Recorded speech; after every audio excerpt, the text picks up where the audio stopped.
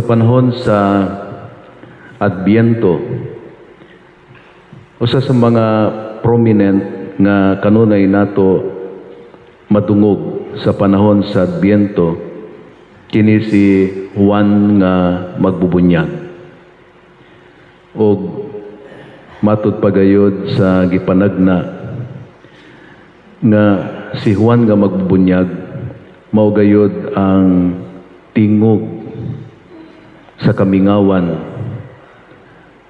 nga nagawhag gayod sa katawhan nga ilang iandam ang ilang kaugalingon kay muabot na ang paghari sa Dios.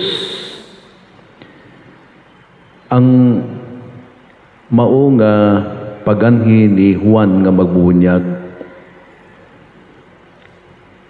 makita gayud ang gitawag nato nga the fulfillment sa mao nga gipanagna nga dunay moabot aron diha gayud mo'y mag-andam sa dalan sa atong Ginoo. Sa daan nga kasabutan, ang pagsabot gayud sa mga tao nga sa wala pa gayud mabot ang manunubos, maguna kaniya si Elias, si Propeta Elias. Nung duman nato, ang nadungog nato sa unang pagbasa nga si Elias gidala sa langit diha sa usa ka alimpulos nga kalayo, usa ka karwahe nga gibitad sa nagsiga nga mga kabayo. Muna nga ang mga tao ilang gituuhan nga mobalik gayod si Elias sama sa ilang nakita. Pero makaigsunan ko, ni abot gayod si Elias, pero dili mao siya, kundi in the person of John the Baptist. Muna ang dato sa atong ebanghelyo karon, ang giingon gayod sa atong Ginoo, mianhina si Elias, apan wala buila kaniya ang mga tao. Unya sa katapusan, nadungog nato, unya nakasabot ang mga tinunan nga nagsulti siya mahitungod kang Juan nga magbubunyag. Ang atong reflection, gusto nako nga makita nato diha sa atong kinabuhi.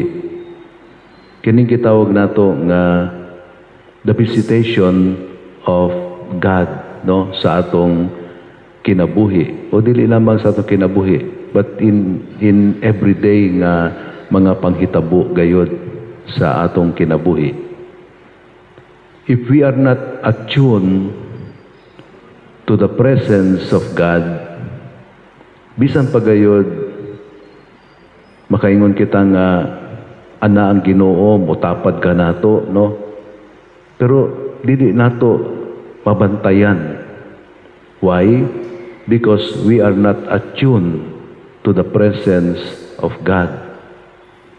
Kagahapon sa atong ebanghelyo nga ako gingon nga ang matagos sa kanato aduna kitay kaugalingon nga punto de vista, point of view, perspective, no?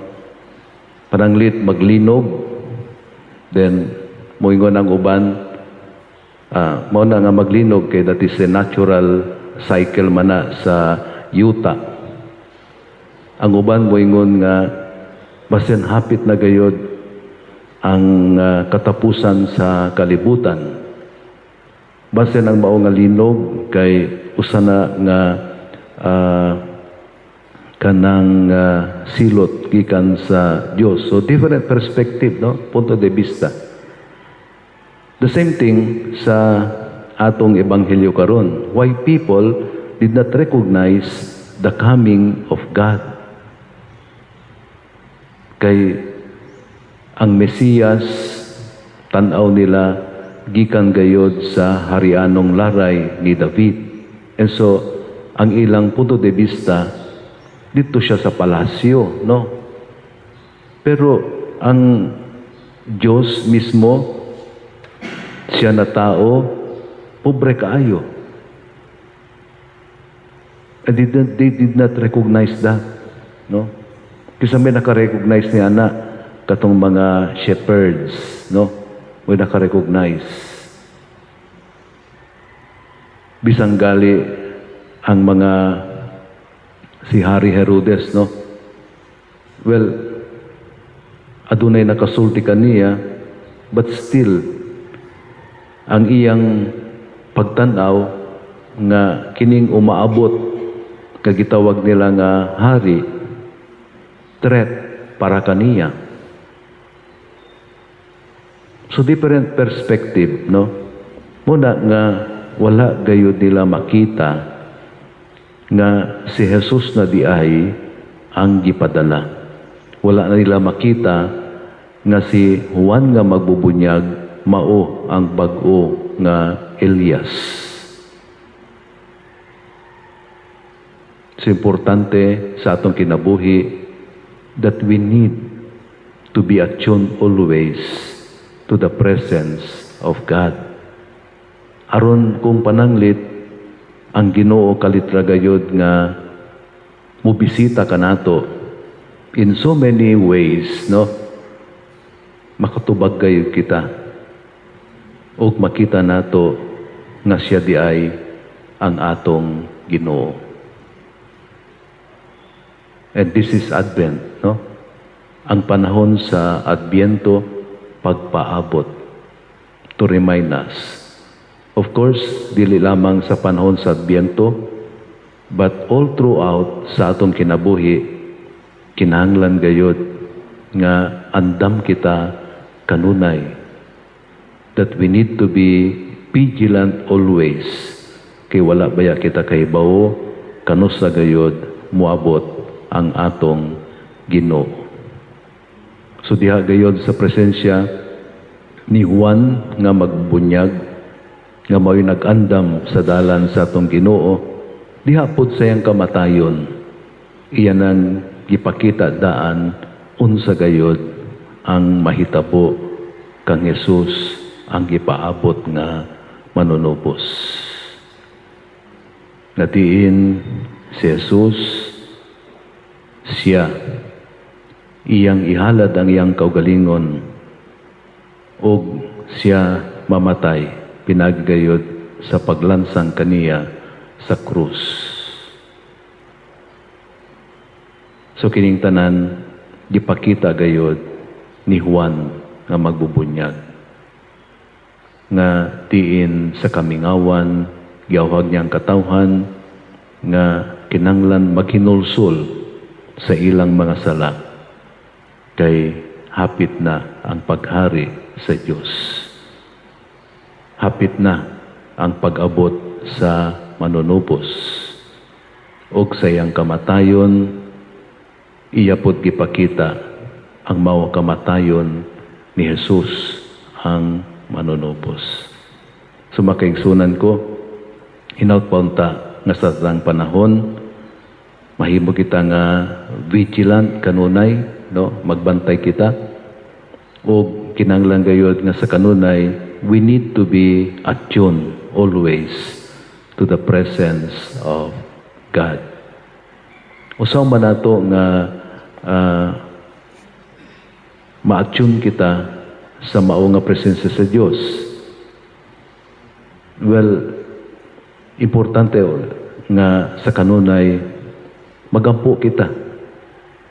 Because it is in prayer na kita gayod mahimo nga connected sa atong Ginoo.